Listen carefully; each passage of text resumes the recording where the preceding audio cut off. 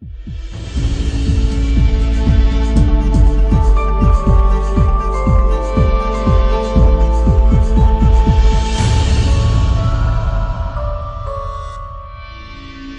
agora nesta EBD, onde temos trabalhado sobre seitas e heresias. Estava distante lá na Albânia, mas pela graça de Deus, por meio do YouTube, pude acompanhar as aulas e pude ver um pouquinho do que os irmãos já aprenderam até aqui.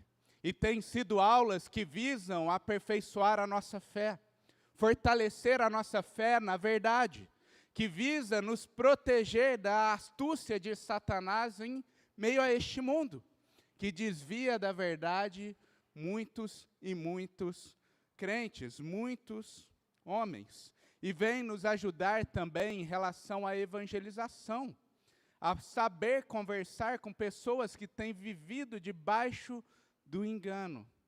Todas essas aulas são muito úteis, e me alegra em ver uma EBD onde a gente tem um grande número de pessoas, e que assim o seja, que você continue perseverando em estar aqui, e vá convidando também os outros irmãos para estarem aqui, para juntos aprendermos mais sobre a verdade do Senhor. Hoje, gente, vamos tratar sobre uma das heresias que talvez seja a mais presente no meio brasileiro e que até hoje tem atraído muitas e muitas pessoas para os seus enganos. Hoje vamos falar do neopentecostalismo. E primeira coisa que a gente precisa fazer é entender o que é o neopentecostalismo. O que é este movimento? As principais características dele. E para isso eu gostaria de começar falando um pouquinho de história. Por quê, gente? Muitas vezes nós falhamos em querer colocar os pentecostais e os neopentecostais na mesma balança. Falta a gente conhecer um pouquinho da história por detrás do surgimento das igrejas neopentecostais. E é isso que a gente vai fazer brevemente para iniciar a nossa aula, vendo a história do pentecostalismo e quando surge então este desvio. E, gente, o pentecostalismo é um movimento que surgiu no início do século XX, lá no início do 1900. A gente vai ter um evento marcante, que vai ser o evento que vai ser o precursor do espalhar o pentecostalismo pelo mundo. E que evento é esse? É o evento da Rua Azusa, em 1906. Essa Rua Azusa é uma rua que fica na cidade de Los Angeles. E Los Angeles, naquele período, estava passando por um tempo difícil. Por quê? Havia tido um dos maiores terremotos da história da humanidade naquele ano, naquela região. A cidade de São Francisco, que fica próximo de Los Angeles, foi a mais afetada por este terremoto. 3.000 pessoas mortas que se sabem, muitos desabrigados.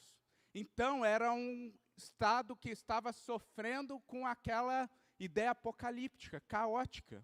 E foi em meio a este caos que surgiu, então, um grande avivamento, onde muitas pessoas foram se voltando ao Senhor.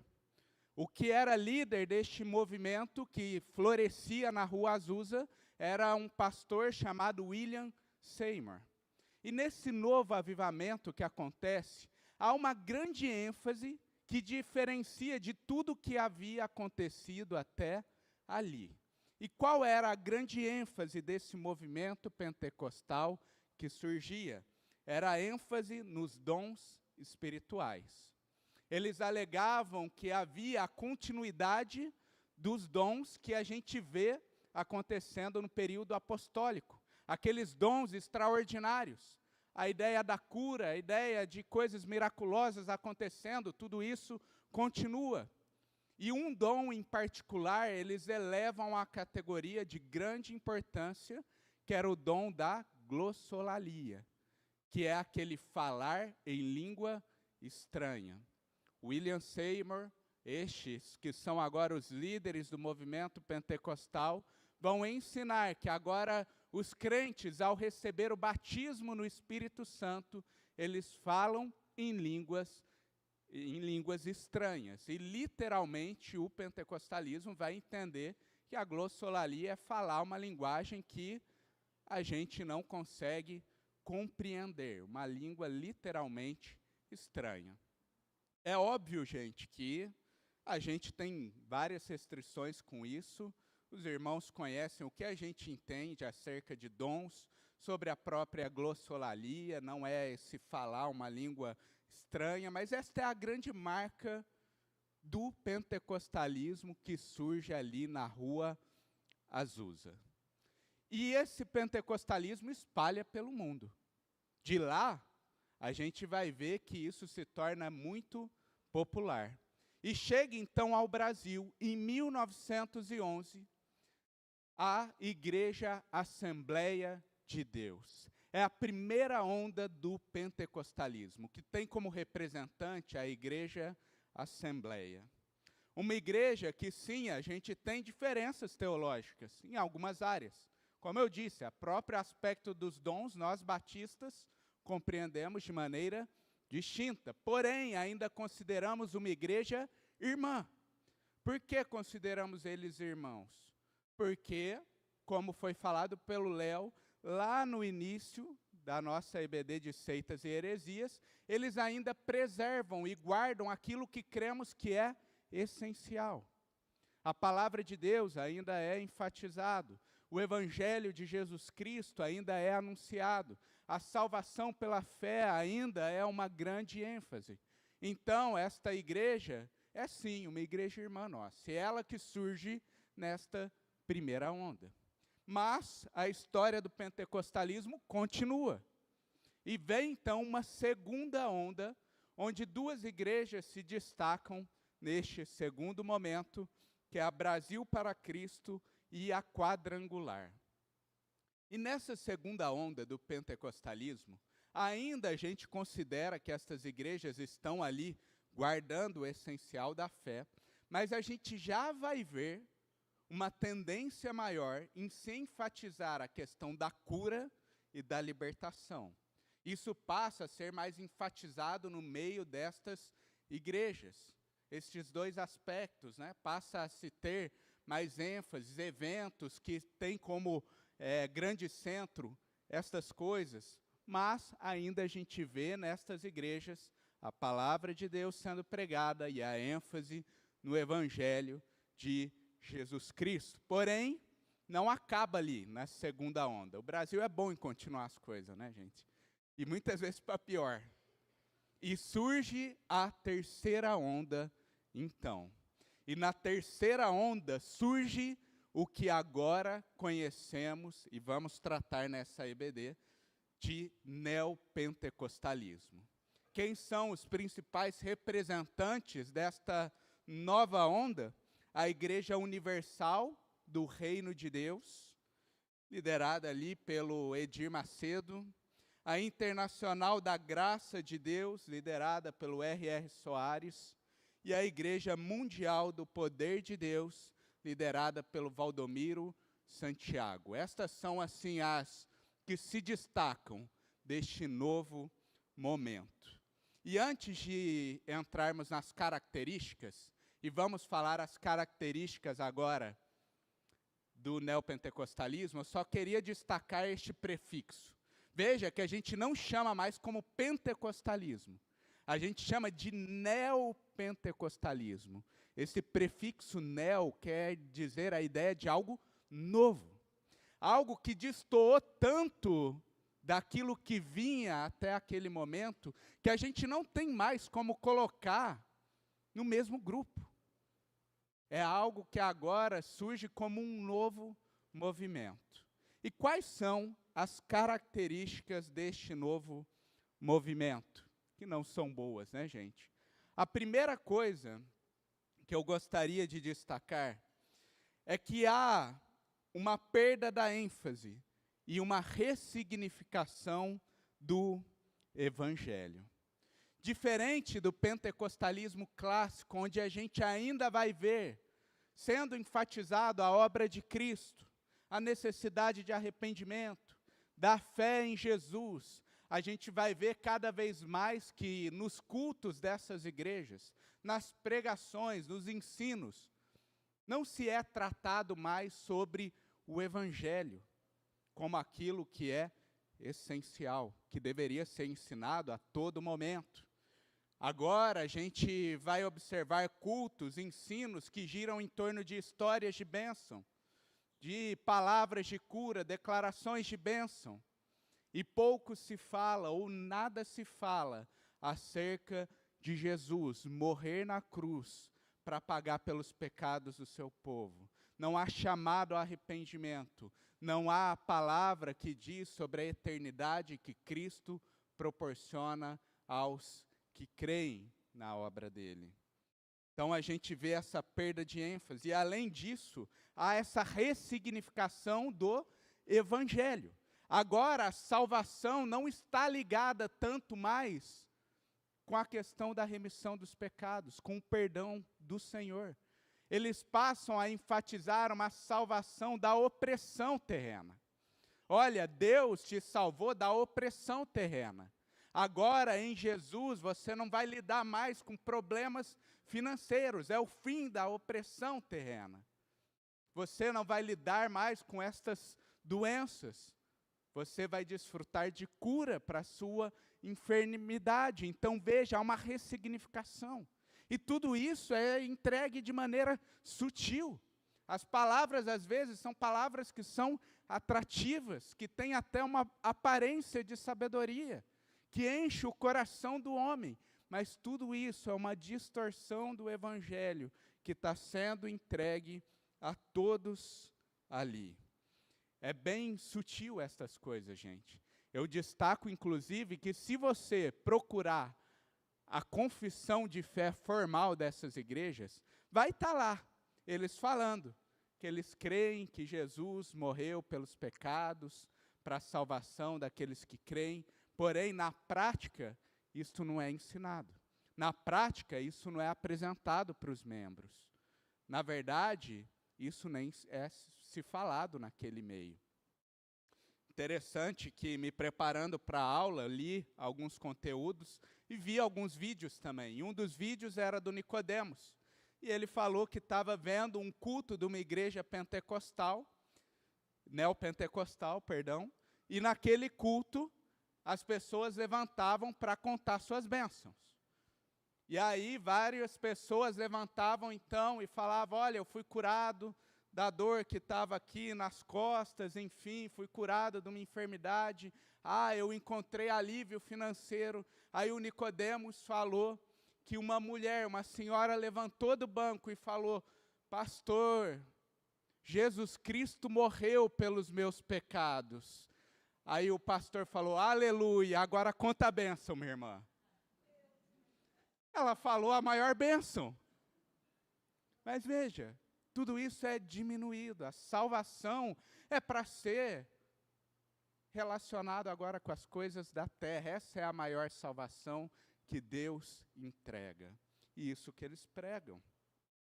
Em Gálatas 1:8, vai dizer o apóstolo Paulo, mas ainda que nós, ou mesmo um anjo vindo do céu, pregue a vocês um evangelho diferente daquele que temos pregado, que esse seja anátema. E o que essas igrejas estão fazendo? Pregando um evangelho, que não é o evangelho bíblico, estão distorcendo a palavra de Deus. Ainda no ritmo, gente, desta ideia da distorção do evangelho, entramos aqui naquele que talvez seja o ponto mais polêmico ou conhecido das igrejas neopentecostais, que é a ideia da teologia da prosperidade. A gente vai ver que nestas igrejas são enfatizados muito das bênçãos financeiras que o Senhor tem para o seu povo. Isso já é uma grande distorção da Bíblia. Afinal, em nenhum momento Deus prometeu que todos nós seríamos milionários, ricos, prósperos. Isso já não é um ensino bíblico.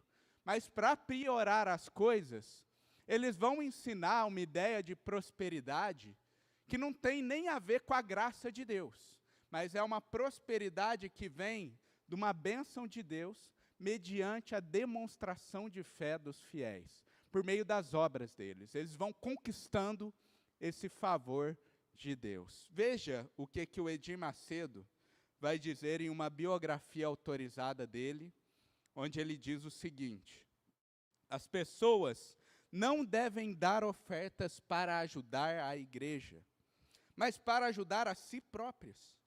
Quando dá, está fazendo um investimento para si, na sua vida. É o que a Bíblia mostra. Só um ponto, né? Ele diz isso, não cita um texto bíblico, né? É o que a Bíblia mostra. Quem dá tudo, recebe tudo de Deus. É inevitável, é toma lá da cá. Quando alguém faz um sacrifício financeiro, Deus fica sem opção. Ele tem a obrigação de responder, porque é a sua promessa, é a fé. Basta seguir o que Deus disse: provai-me nos dízimos e nas ofertas. Veja, gente, que distorção, né? E veja que é uma bênção financeira que eles conseguem o quê? Mediante as suas próprias obras, né? Vem, traz o dízimo, a oferta, e você está obrigando Deus. Como se Deus fosse obrigado de algo a te devolver. A expressão dele é toma lá da cá. Isso parece negócio de fechado aí em lojinha, na esquina. E isso, então, é uma ênfase da teologia da prosperidade, que mediante, então, a essas demonstrações, essas obras de fidelidade, Deus é compelido a abençoar financeiramente aquelas pessoas. Nessa teologia, a pobreza, a falta de recurso, as dificuldades relacionadas às finanças, é visto como algo que foge dos propósitos de Deus para o seu povo. Deus deseja que todo o seu povo seja próspero. E eles vão justificar por que há então pobreza, por que estou passando por dificuldade. Eles vão usar como justificativa que é a falta de fé daquela pessoa, que é a infidelidade daquela pessoa em relação às suas ofertas, aos seus dízimos, ou vão atribuir isso a espíritos devoradores, cujo qual a pessoa, para obter a libertação, deve buscar a própria igreja, para que ela esteja, então, nas suas campanhas, nos seus eventos, promulgando a libertação destes espíritos devoradores. Obviamente, gente, isso destoa do evangelho bíblico. O próprio testemunho dos apóstolos de Jesus, do apóstolo Paulo, demonstra como que não é prometido para a gente prosperidade aqui na terra. Eles foram pessoas que viveram na humildade. Paulo é aquele que vai enfatizar que já viveu com pouco, já soube o que era ter muito. Ele é este que agora, debaixo do amor de Deus, ele vive a vida, mas cercado também de tribulações e dificuldades, mas sabendo que o Senhor está com ele em todas as coisas. Tudo posso naquele que me fortalece, tudo posso suportar, tudo posso viver. E isso é a ênfase bíblica. A gente vai ver no primeiro século escravos que conheciam o evangelho e permaneciam na igreja como escravos. E morriam ali como escravos na terra. Mas eles viviam tudo isso sabendo que tinham encontrado o maior tesouro.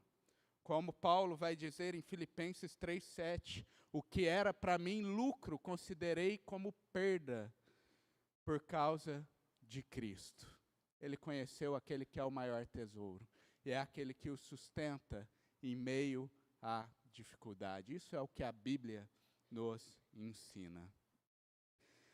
Além disso, outra característica deste movimento é a ideia da confissão positiva, gente.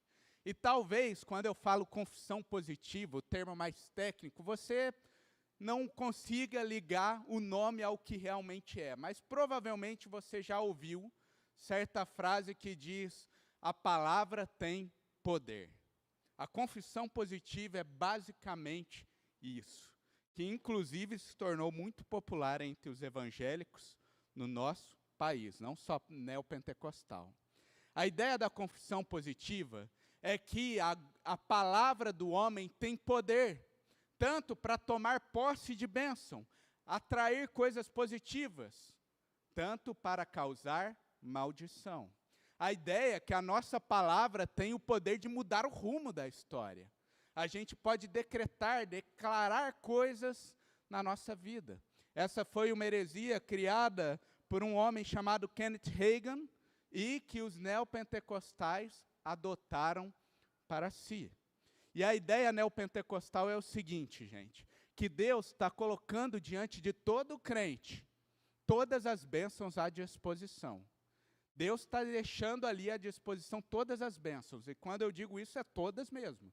É a prosperidade financeira, é a cura para a sua doença, é ali a vitória sobre a sua tribulação, é o sucesso que você está almejando, tudo está ali, à disposição de todo o crente. E o que então o crente deve fazer? Ele deve declarar, determinar, exigir que aquela bênção venha sobre ele. Veja o que diz o R.R. Soares em seu livro Como Tomar Posse da Bênção. Foi uma das piores literaturas que eu tive contato nos últimos tempos. Como tomar posse da bênção. Só pelo título você já vê. Ele vai dizer o seguinte, gente. A maioria do povo de Deus está fazendo exatamente o oposto do que deveria ser feito. Eles oram e jejuam, suplicando ao Senhor para conceder-lhe algo, que na verdade Ele já concedeu. Este não é o caminho para recebermos a bênção de Deus. A maneira correta é exigir, no nome de Jesus, que o mal saia da nossa vida. Gente, veja, pode falar daí.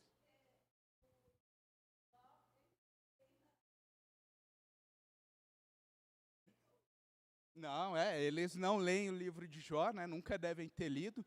Fora vendo isso aí, gente, como que ficam os inúmeros salmos de súplicas, onde o salmista reconhece que não merece nada, que recorre à graça de Deus somente. Eu vi isso aí, eu falei, meu Deus, será que pulou todos os salmos dali?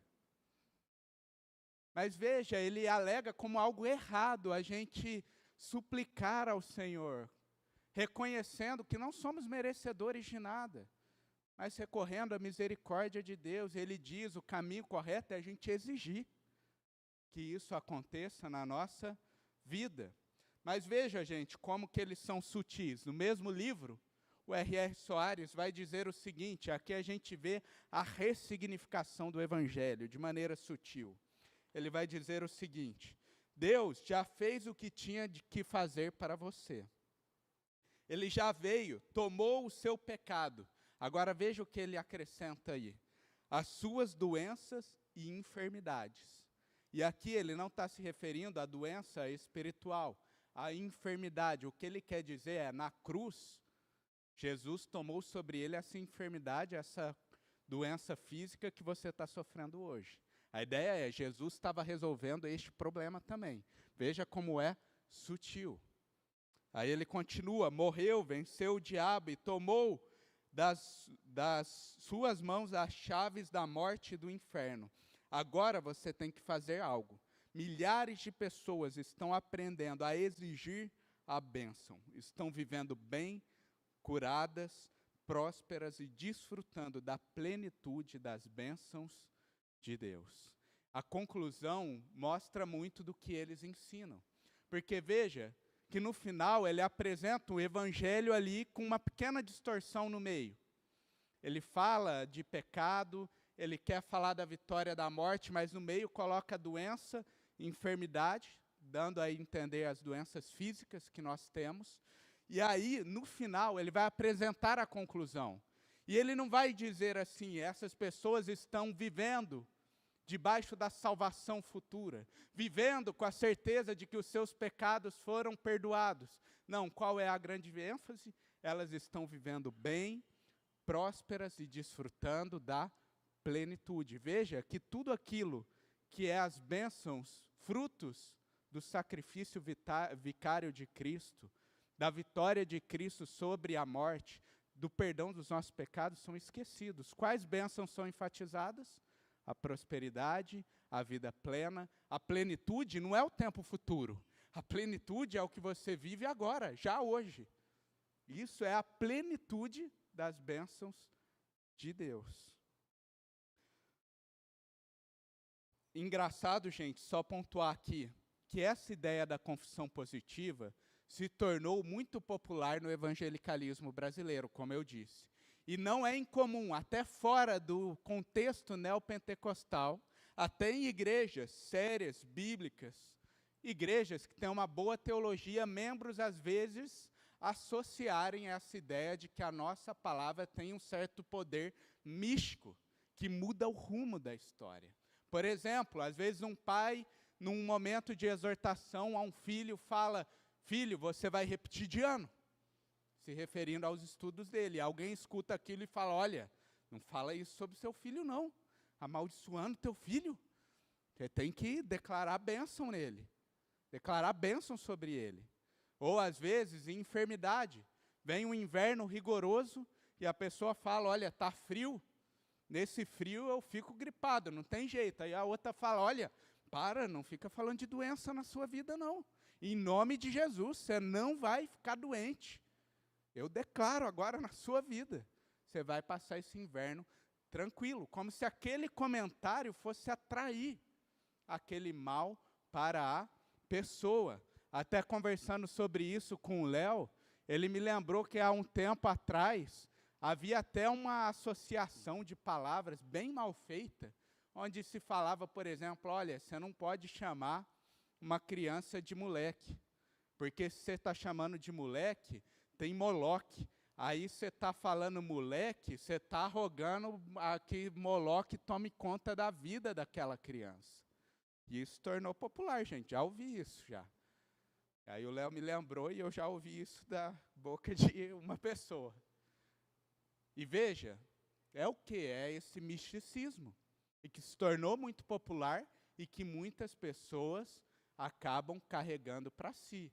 É óbvio, né, que nós como crentes somos chamados a ter palavras que edificam, a ter sabedoria no falar, a tomar cuidado com palavras de baixo escalão, palavrões, enfim. A gente tem que usar a nossa boca com sabedoria. Porém, a gente crê na soberania de Deus, gente.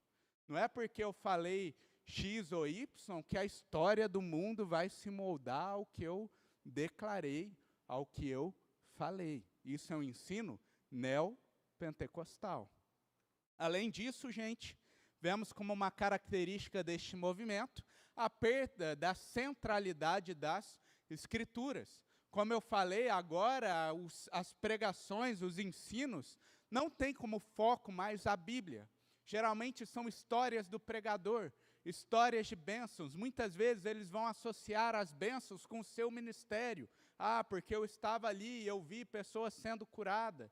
Às vezes, no meio da palavra, para alguém falar sobre um testemunho. E são ênfases e ênfases em vitória, vitória, vitória, bênçãos declaradas sobre o povo. E pouco se fala da Bíblia. E quando se fala da Bíblia, abrem textos isolados ali e leem totalmente fora do contexto para afirmar as suas inverdades. Nas poucas vezes que a Bíblia é lida, não se é explicado o texto. Se lê o conteúdo, não se fala do contexto e simplesmente usa como uma afirmação sobre as inverdades que eles estão apresentando ali. Isso destoa da instrução bíblica que temos aos pastores. Veja, Paulo, falando ao jovem pastor Timóteo, vai dizer que pregue a palavra. A palavra. Qual é o objetivo do pastor? Daquele que lidera a igreja? Qual é o chamado para estes que estão encarregados do ensino? Pregar uma coisa, que é a palavra de Deus. Abrir ela, ler ela, explicar ela e aplicar a vida da comunidade. Isso já não é feito mais no neopentecostalismo. E por fim, gente, outra característica que a gente vai ver, um sincretismo religioso. A gente vai ver que agora, nessas novas igrejas, nessas novas comunidades que se apresentam como igreja, eles vão começar a ensinar e instruir para que os membros adotem práticas que não são bíblicas, não são cristãs, mas que são oriundas de outras religiões.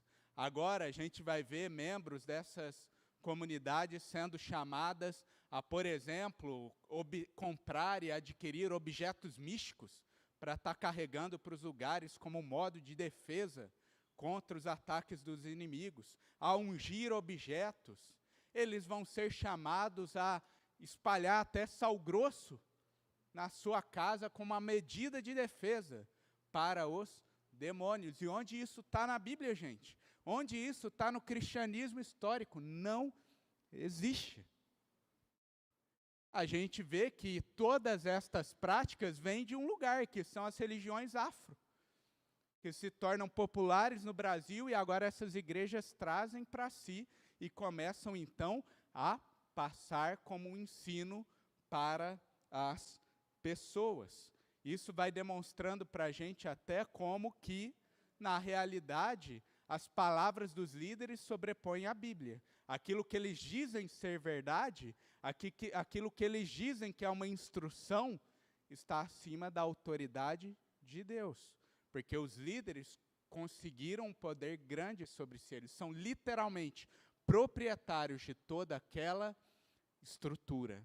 E, gente, só um adendo, considerando que estamos aí na semana, né, de aniversário da Reforma Protestante, hoje vamos ter um culto, né, até relembrando deste movimento. Veja que o neopentecostalismo, ele parece muito como um movimento que volta para tudo aquilo que os reformadores lutaram para que se acabasse. A gente vai ver que eles retornam para uma ideia de obras para conseguir os benefícios de Deus, as bênçãos de Deus, aquilo que a gente via na igreja medieval. Agora não tem as relíquias dos santos, não tem aquelas relíquias, aqueles pedaços de corpo e instrumentos que eram associados com alguns santos e que traziam bênção, mas agora há o quê? O paninho ungido, ali a areia de Israel, sei lá, aquele milhar de coisa. Veja que é um retorno. Agora não há um papa formal, mas há alguém que está acima da autoridade das Escrituras e que dita o rumo de toda aquela igreja. Veja que eles ferem tudo aquilo que os reformadores lutaram para construir, debaixo do ensino das Escrituras. E por que, então, consideramos o neopentecostalismo uma seita? Peguei aqui os 5 pontos que o Léo apresentou como algo que caracteriza uma seita. E, gente, para mim, o neopentecostalismo, olhando e estudando, ele se enquadra em todos estes pontos. Veja, a questão da autoridade. Formalmente, ali na confissão deles, no site deles, eles vão dizer que a Escritura é a fonte de autoridade. Porém, na prática, aqueles que são os líderes dessas estruturas vão ter um poder sobre si com um peso autoritativo. O que o Edir Macedo fala é visto como autoridade do que deve ser praticado e ensinado em toda Igreja Universal do Reino de Deus. Eu digo para vocês que enquanto eu estudava e meditava no assunto, eu acho que é pior que o catolicismo romano. Porque no catolicismo romano, o Papa ainda tem um magistério, que são ali outros, que estão ali, junto com o Papa. Mas aqui é uma figura, é uma pessoa, que está ali, ditando o rumo do ensino, daquilo que é verdade, daquilo que deve ser ensinado. Então, sim, na prática, eles ferem a questão da autoridade. Além disso, eles vão ensinar uma salvação pelas obras. Como eu disse, é a ideia do toma lá da cá. Na formalidade, eles vão falar da fé em Jesus. Mas na prática, os membros vão ser ensinados que eles devem executar obras para desfrutar de um bom relacionamento com Deus. Eles devem executar obras para receber as bênçãos de Deus. No final, é ensinado sim, uma redenção que é mediante a obras. É interessante que no site da Igreja Universal há um artigo onde eles dizem dos 10 passos para a salvação. Eu conheço um passo, que é a fé em Cristo, que veio para nos entregar a salvação. Aí eles entregam 10 passos. O primeiro eles dizem da fé, porque é assim, é sutil, é camuflado. Mas aí depois disso, nos outros passos vem, seja fiel com o dízimo e oferta ao Senhor, frequente os cultos de libertação da Igreja Universal do Reino de Deus, passe pelo batismo, como se o batismo fosse algo que também vem para acrescer a nossa salvação. No final, não é só a fé.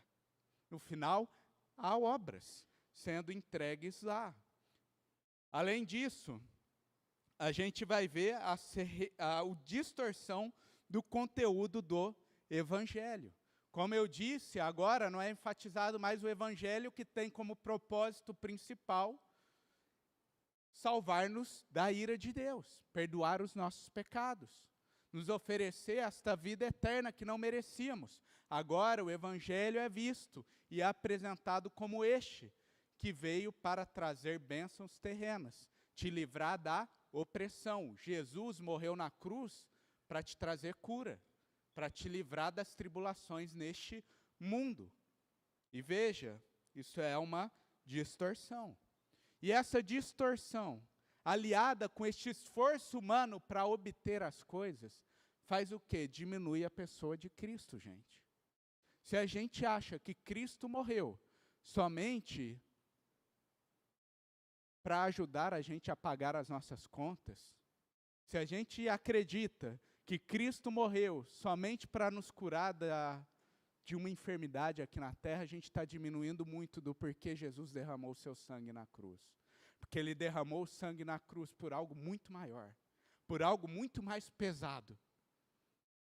Então, quando eles enfatizam isso, eles diminuem Cristo.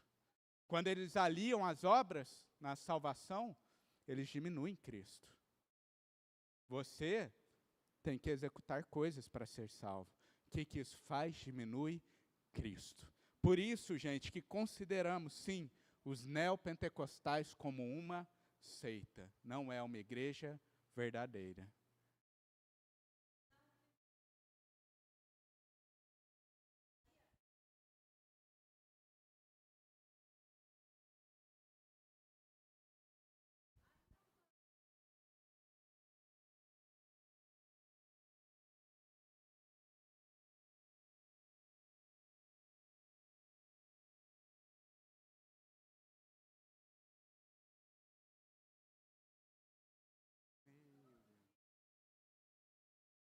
Pelo menos elas estavam limpando a rua ou estava só andando com a vassoura?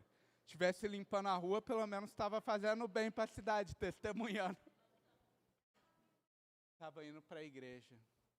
Mas é bem isso, Jussiane. Há essa ideia de território também, né?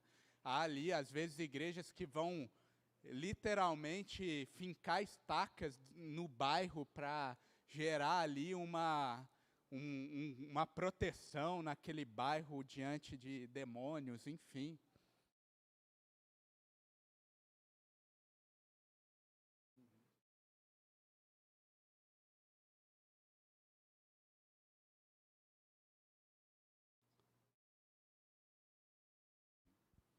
Tá joia. A Rafa perguntou aqui sobre a questão do óleo, gente. A gente vai ter uma instrução em Tiago acerca de quem está em enfermidade, que se chamasse os presbíteros para orarem por aquela pessoa e então ungirem aquela pessoa, passarem óleo sobre aquela pessoa. E até hoje há algumas igrejas tradicionais, bíblicas, vamos dizer assim, que em alguns casos bem específicos fazem uso do óleo, geralmente associado com esse texto de Tiago, em casos de enfermidade, tá joia? Agora, no meio neopentecostal, há uma banalização disso, é ungir a porta da casa, é usar o óleo para isso. Agora, por que que a gente, às vezes, não adota isso como uma prática nossa, como Igreja Batista? Apesar da gente não ver problema em ser usado o óleo, mediante a esse tipo de situação, na situação correta. Por quê? O óleo, a gente tem que lembrar das características daquela época. O óleo era usado como um remédio para a enfermidade. O óleo era utilizado como um antisséptico, algo que trazia ali alívio para as dores. Então, muitas vezes, a gente vai ver o óleo associado com isso. E a gente entende que ali a instrução de Paulo diz muito deste contexto, onde os presbíteros, então, iam ali, derramava aquele óleo que trazia alívio às dores, trazia cura e também orava pela pessoa.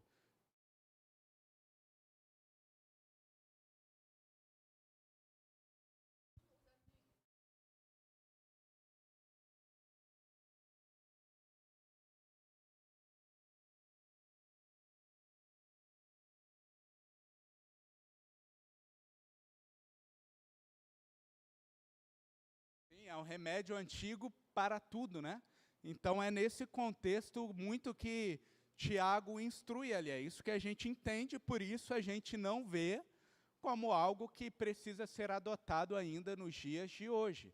Obviamente, a gente guarda o princípio do quê? Um irmão está enfermo, solicitou ali a presença dos presbíteros, haja a necessidade dos pastores, isso chega, os pastores estão lá, né? Quantas vezes já ouvi do Léo, olha, estava no hospital, o irmão está enfermo, fui lá orar com ele, ler a palavra, a gente guarda ali. E uma coisa do neopentecostalismo, né? Eles creem em algo muito místico relacionado ao óleo, né? Onde até, às vezes, é atribuído a aquele objeto em si, a aquilo, a cura, né? E não há uma ênfase na glória de Deus. Proteção. Passa o óleo, dá óleo de presente para alguém, olha, vai lá, passa na cabeça do filho todo dia, de manhã, que aí vai sair protegido, enfim.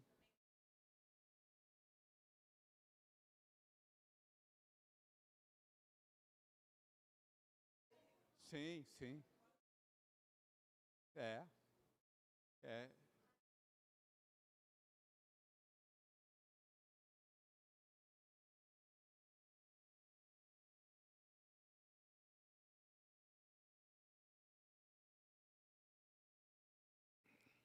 Olha, não há problema nenhum na gente orar pelo nosso ambiente de trabalho, orar pela, pelas coisas que cercam a nossa vida. Agora, só uma observação.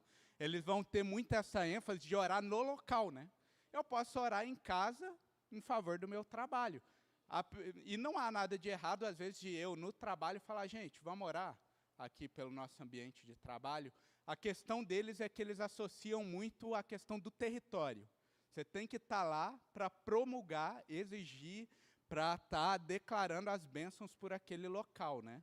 Então, aí já vira um neopentecostalismo. Se entrar nesse misticismo de, não, eu tenho que orar lá no meu ambiente de trabalho, igual você falou, às vezes ungir as portas do meu trabalho, o chão, aí já é essa questão de briga territorial com o diabo que eles enfatizam e ensinam, né?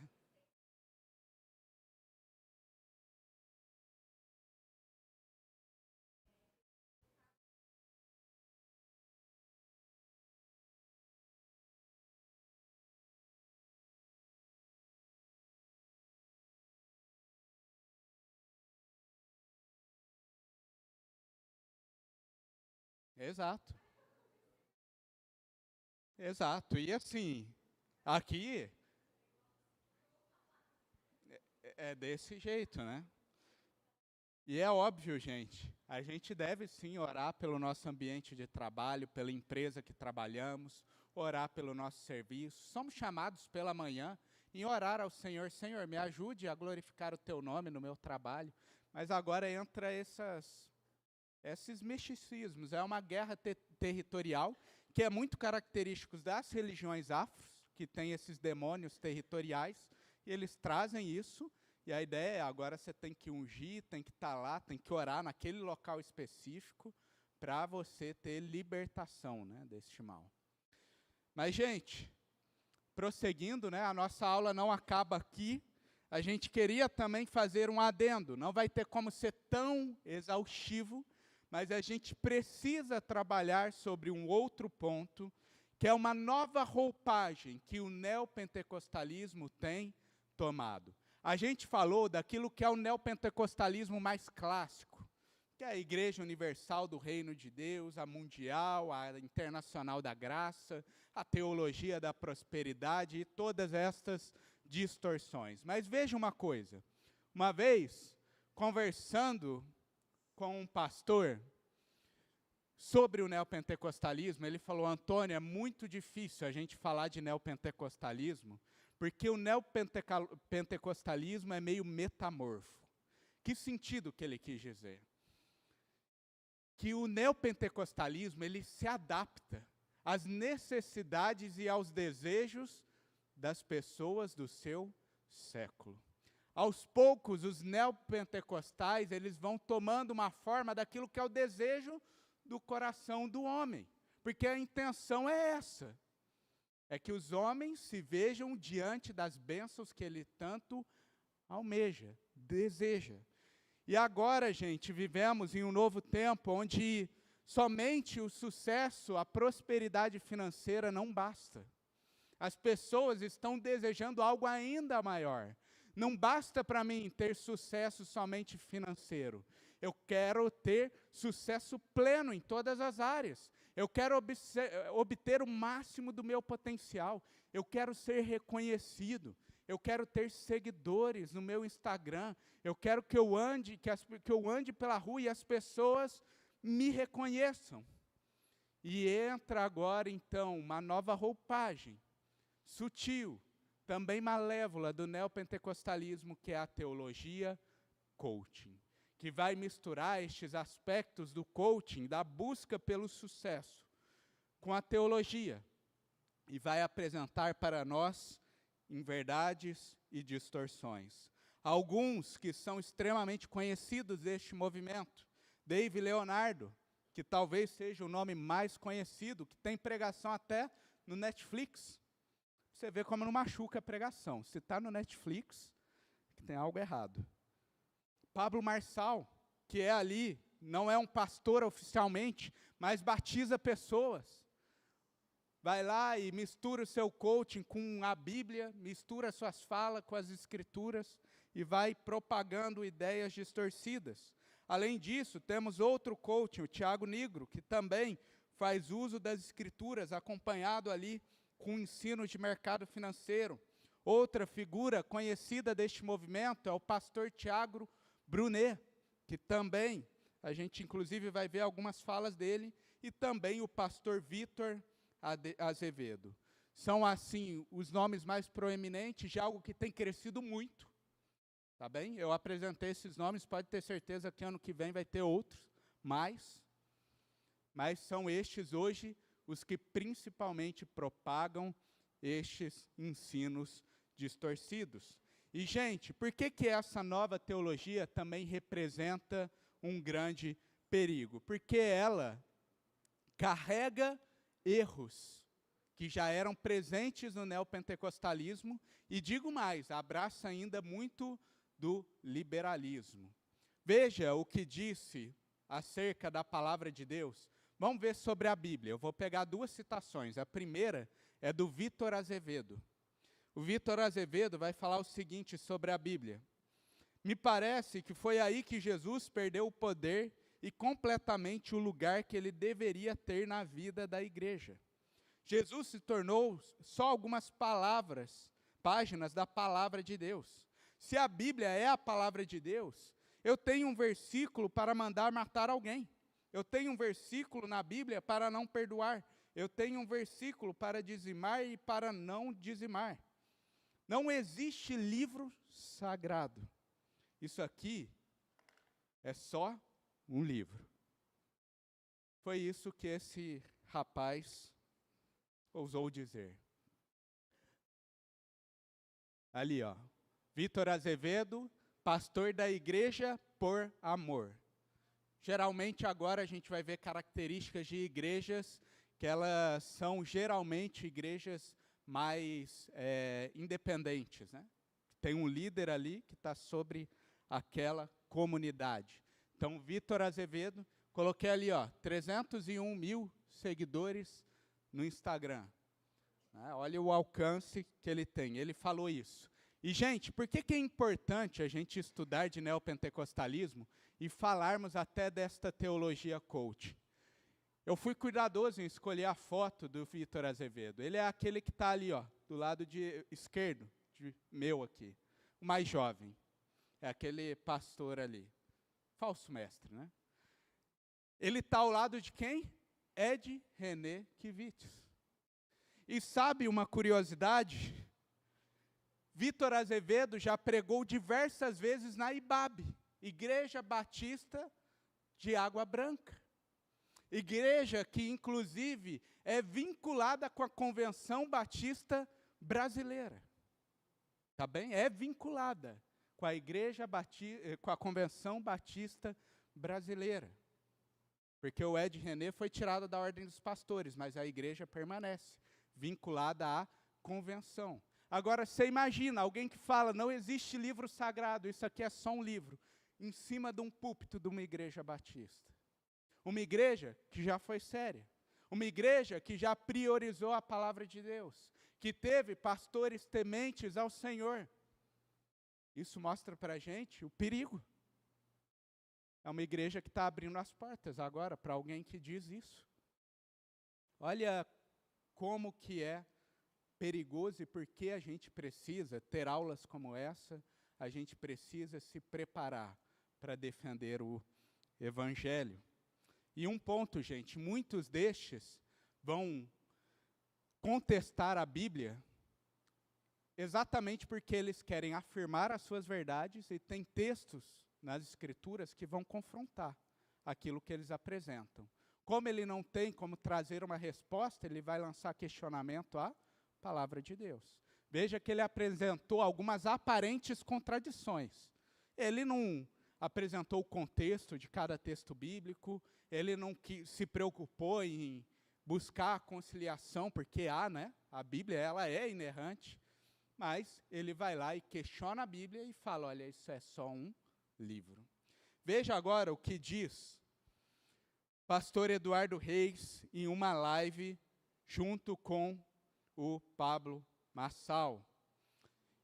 Esse Eduardo Reis é um falso mestre que está ali na igreja We Are Reino, é o nome da igreja dele. Ele vai dizer numa live junto com Pablo Massal, a igreja diz que a Bíblia é inerrante. E a gente diz isso mesmo, gente. As pessoas ouviram tantas vezes isso, que a Bíblia é inerrante, ela é a palavra de Deus. E a Bíblia não é inerrante, ele afirmando agora. Tem erros na Bíblia. A Bíblia é inspirada por Deus, mas foi liberada por homens. E aí, para complementar a fala, aí o Marçal toma a voz e ele diz, a Bíblia não é um livro sobre Deus, é sobre você na terra.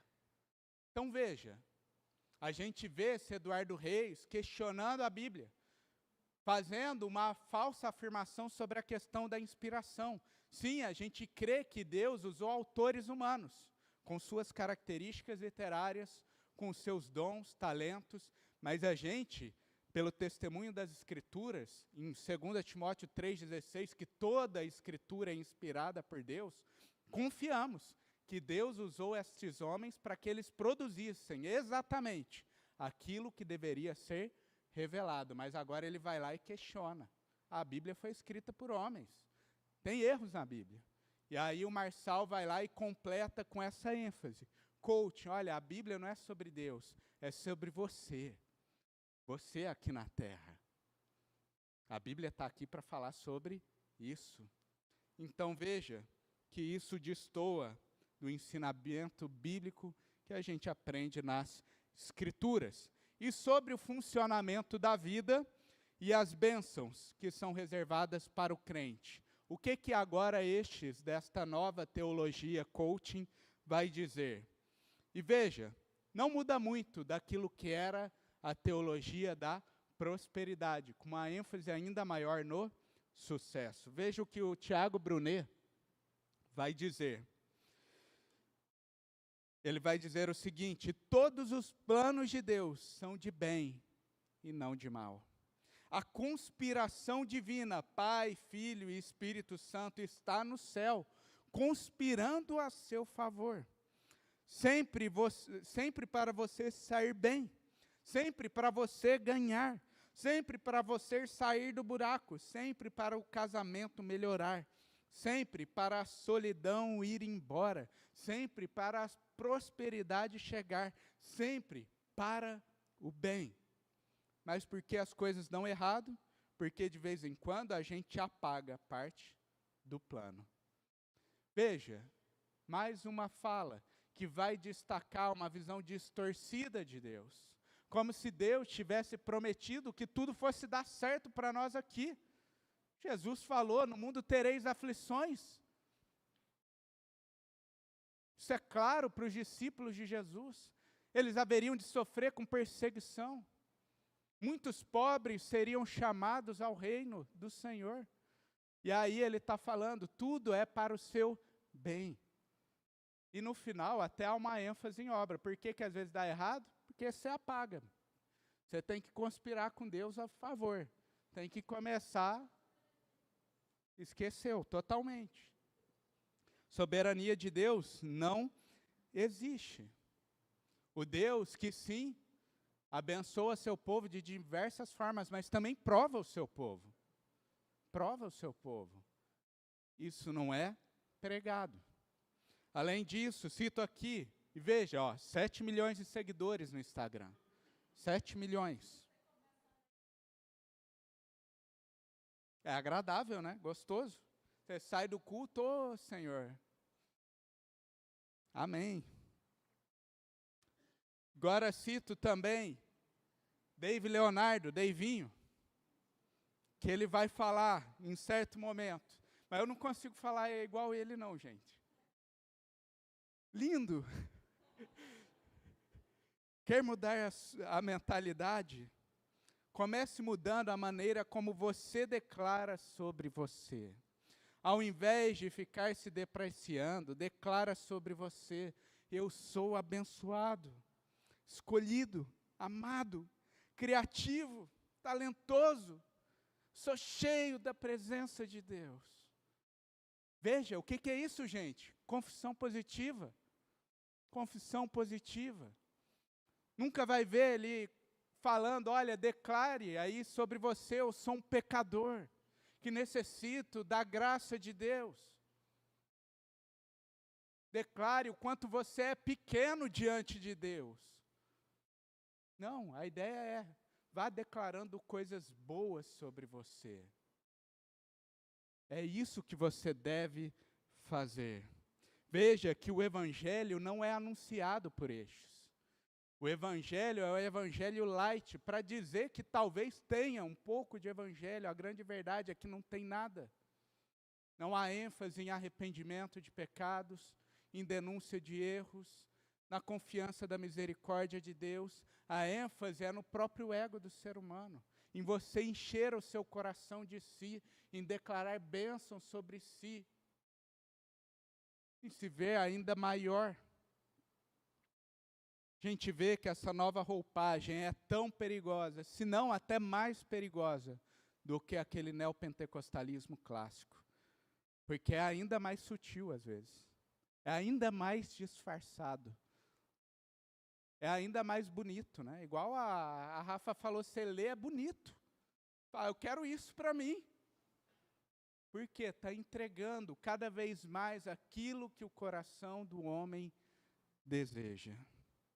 E resolvemos guardar um pouquinho da aula para falar sobre estes casos, sobre esta nova roupagem, exatamente para que a gente possa ser ainda mais vigilantes na proteção do Evangelho e da verdade, seja na nossa vida particular, seja no nosso meio como igreja. Pode falar, Karine.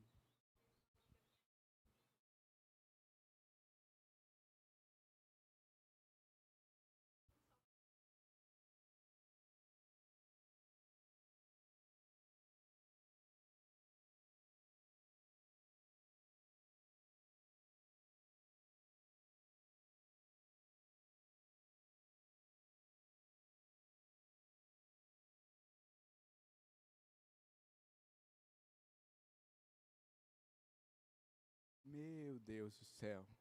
Olha aqui, a Karine falando, né, que uma amiga dela compartilhou com ela o Tiago Brunet, pregando no texto de Davi contra o Golias, e ele afirmou que Davi só venceu Golias porque estava de olho na recompensa que viria. E aí, de olho na recompensa, ele venceu Golias. Então, eles são chamados agora a olhar para essa recompensa, enfim. A Karine exortou ela, e a resposta foi a resposta do neopentecostalismo clássico também, né? A amiga dela falou, olha, não toca no ungido do Senhor. Não vai questionar a palavra deste falso mestre, né?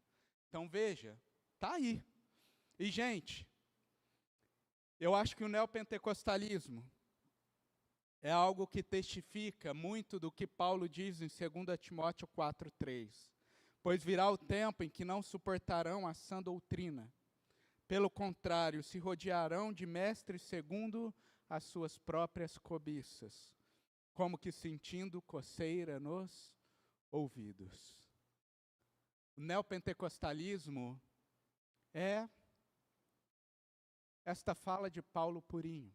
São pessoas se cercando de mestres que falam aquilo que agrada o coração. E, gente, precisamos vigiar o nosso coração. Precisamos nos fundamentar na palavra de Deus. Criar fundamentos fortes. Veja, eu fiz questão de colocar o tanto de seguidor que cada um deles tem. Para o quê? Para mostrar o poder do alcance dessas pessoas. David Leonardo, mais de 17 milhões de seguidores. Pablo Marçal, mais de 13 milhões de seguidores. Tiago Brunet. Gente, eu achava que ninguém via Tiago Brunet. Eu entrei no Instagram lá, 7,7 milhões de seguidores. E aí eu falei, deixa eu fazer o caminho inverso. Vamos ver aqueles que a gente entende que é reconhecido. Aqueles que a gente, às vezes, na nossa bolha reformada, a gente fala, todo mundo conhece. O pastor que tinha mais seguidor, era o que eu esperava, era o Hernandes Dias Lopes. Aquele que é um dos grandes comunicadores do nosso meio. E ele tinha 2 milhões. 2 milhões. Iago Martins, para os jovens que acompanham o YouTube, que é um pastor também, bem popular, tem 399 mil. Está pertinho do Vitor Azevedo, gente. Eu nem sabia que o povo ouvia Vitor Azevedo. Veja o alcance. Porque o neopentecostalismo, eles têm uma característica que, sim, a gente precisa reconhecer que eles fazem bem, que é o uso da mídia. Eles foram os primeiros a chegar na televisão, rádio. Edir Macedo é dono de uma rede de televisão, em TV aberta, que pega em todo o país. Agora, essa nova teologia do coaching, se usar o teu celular um pouquinho, é capaz do robozinho teu do Instagram te mandar algum videozinho deles.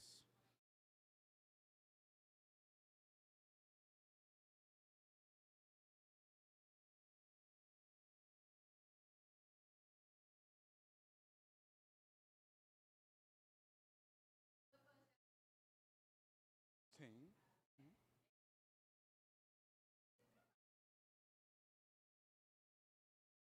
Sim, exato.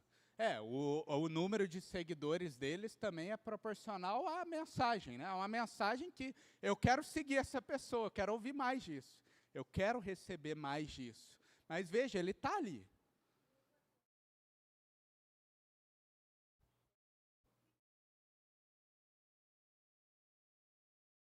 Tá.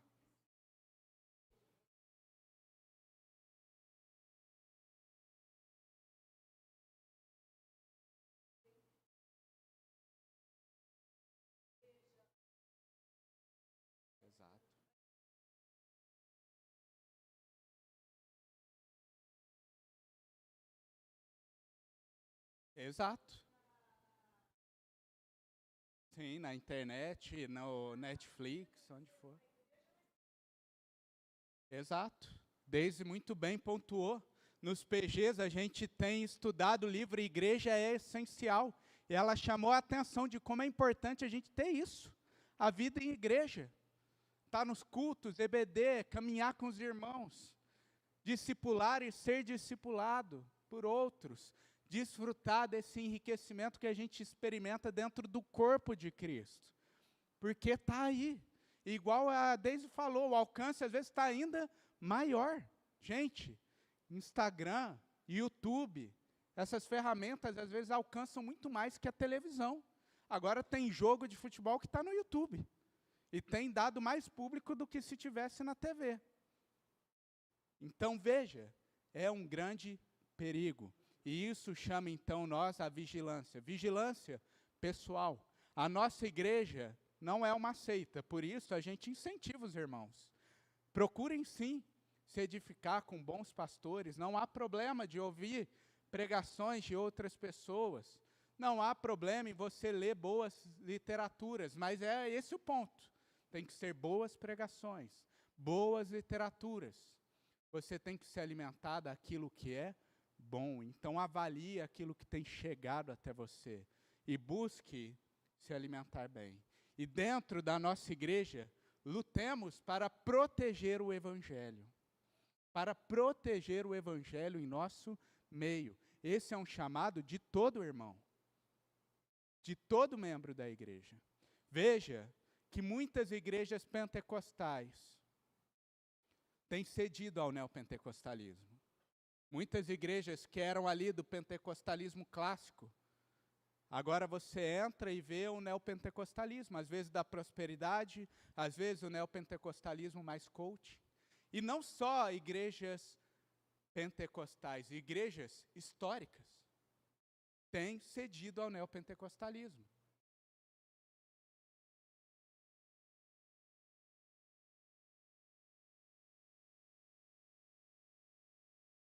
Sim.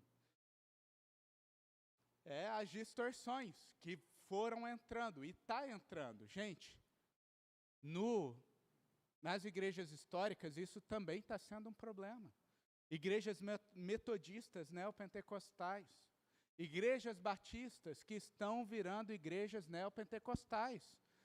Fui cuidadoso em colocar lá o Vitor Azevedo pregando numa igreja batista da Convenção Batista Brasileira. Às vezes a placa lá fora está Igreja Batista. Tem o logozinho da convenção.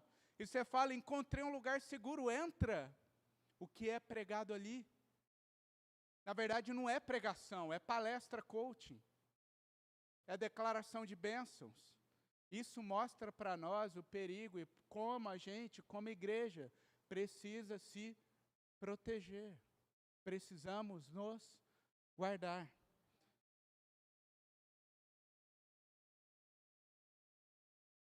É isso, temos que ser bereanos, sim, olhar as escrituras, conferir. Isso tem a ver com as escrituras do Senhor. Precisamos ser cuidadosos. E que o Senhor nos preserve na verdade. Que a graça de Deus repouse sobre a Igreja Batista Itaipu. Que o Espírito Santo seja aquele que comanda a nossa igreja, que instrui nossos corações, que coordena as pregações e o ensino, e que a gente nunca se perca neste mar de ofertas que o mundo está aí tentando oferecer, essas distorções que estão batendo a porta, que a gente possa defender a verdade em nosso meio. Amém? Vamos orar a Deus, gente?